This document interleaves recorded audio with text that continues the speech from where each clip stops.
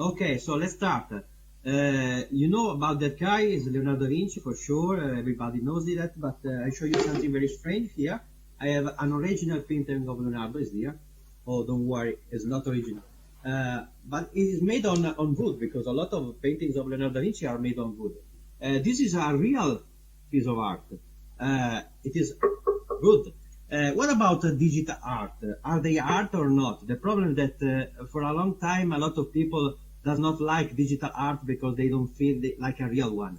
But let's go deep in this. My name is Mario Taddei. I'm studying Leonardo da Vinci for more than 30 years, and then I apply the same principle of creativity and observation of the nature that Leonardo da Vinci inspired me to the digital modern technology. I do also my NFT and I do digital art for the last 20 years. But I apply this principle and I show you that we must learn from the past because Leonardo da Vinci teach us a lot of stuff.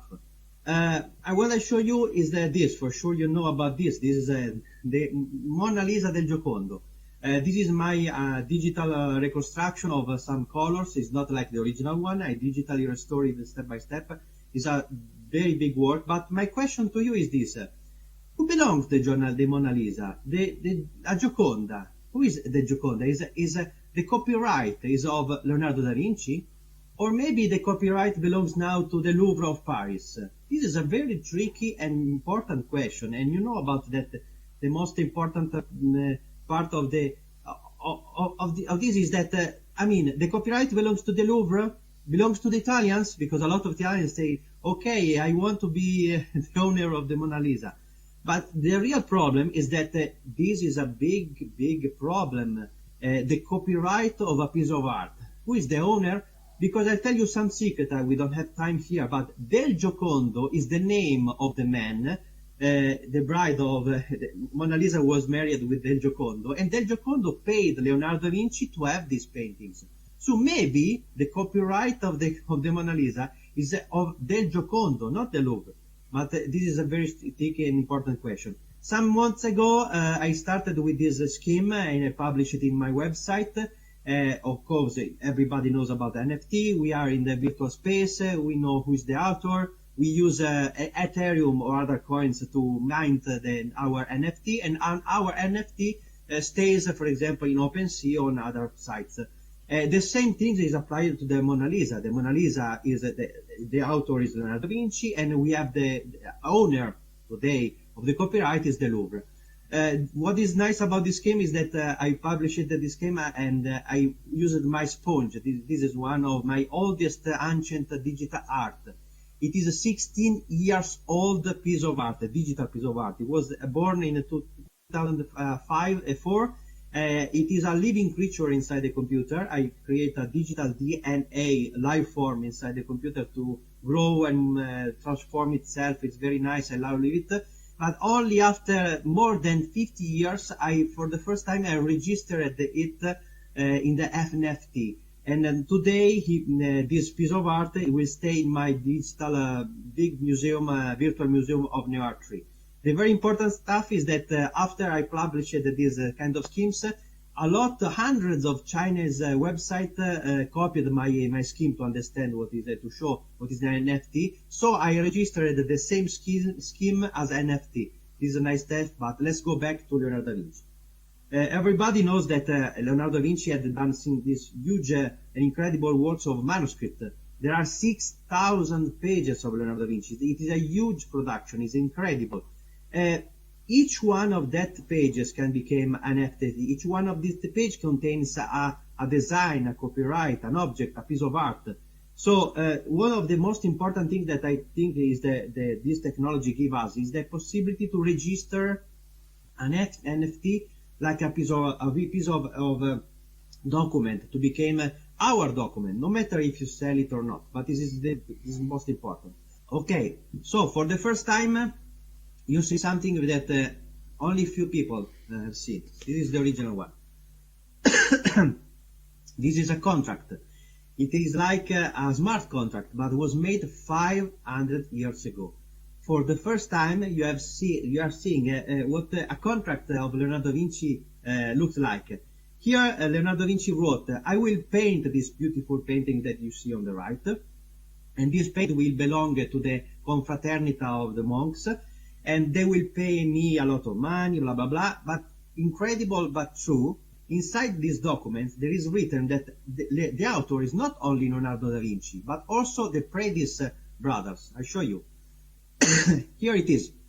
So for the first time, we found that the painting belongs also to John Ambrogio de Predis. This means that the Leonardo da Vinci is not the only author.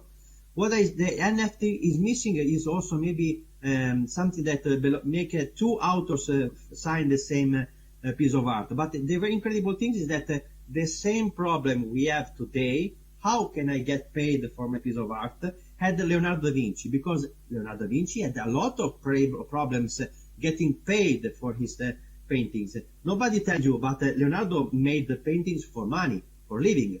This is the truth, like all of us. So one important thing about these contracts is that here it is written, please pay me 800 lire. It's something like 10,000 euros for almost 1 year of work.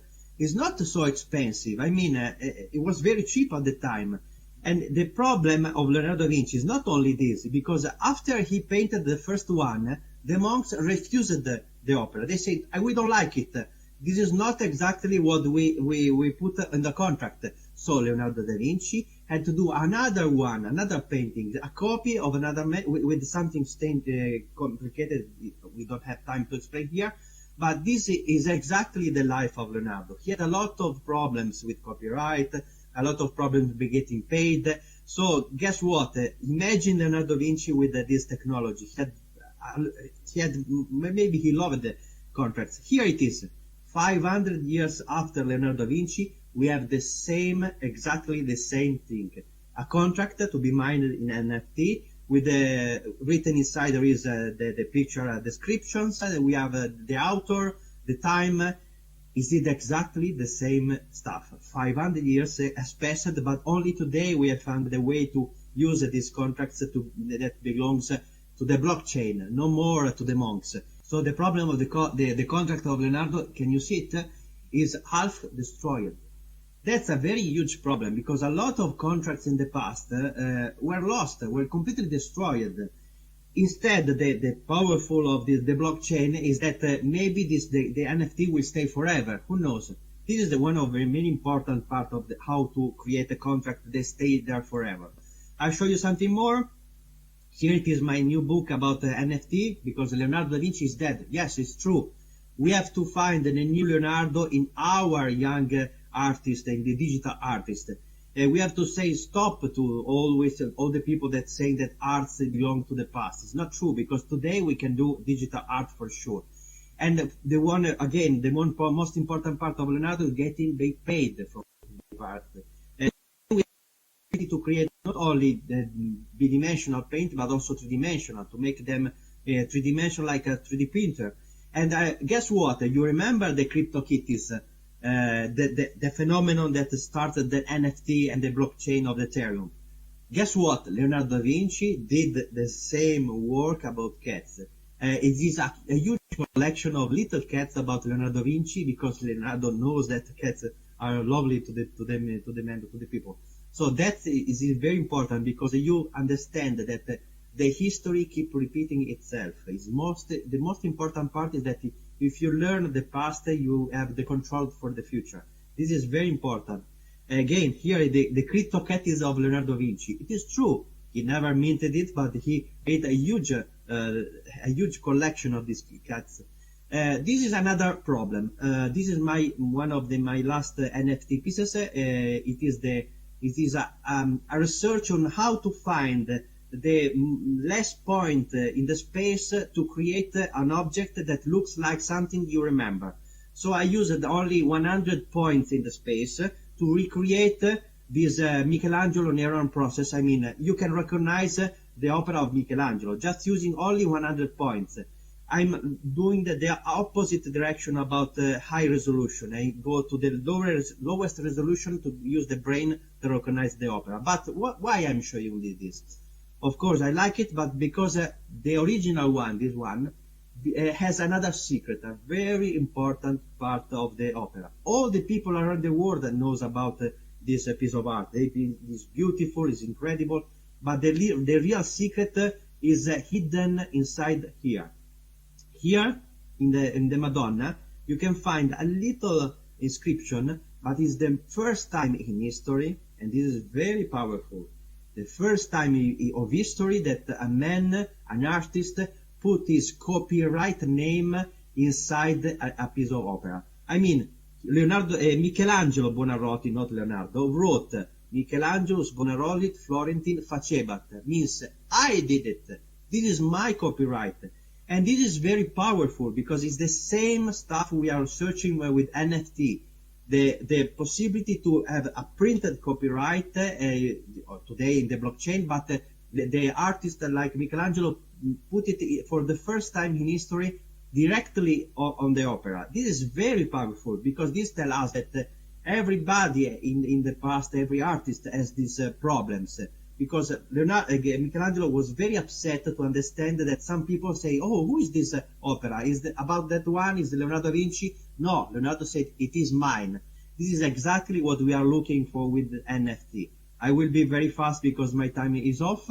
I did a lot of work with the NFT. I created one of the first virtual exhibition to host all my operas, but I go on and on.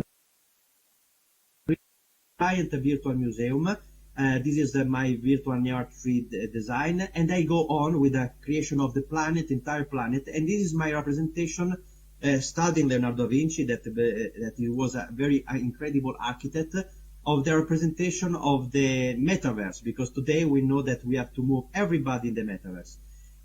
My time is off, and I will conclude my presentation with this. Imagine how would be happy Leonardo da Vinci to mint his first NFT. He would have loved this technology. And imagine Leonardo da Vinci with a powerful computer. One of the lessons that Leonardo gave us is that you have to be in control of the technology.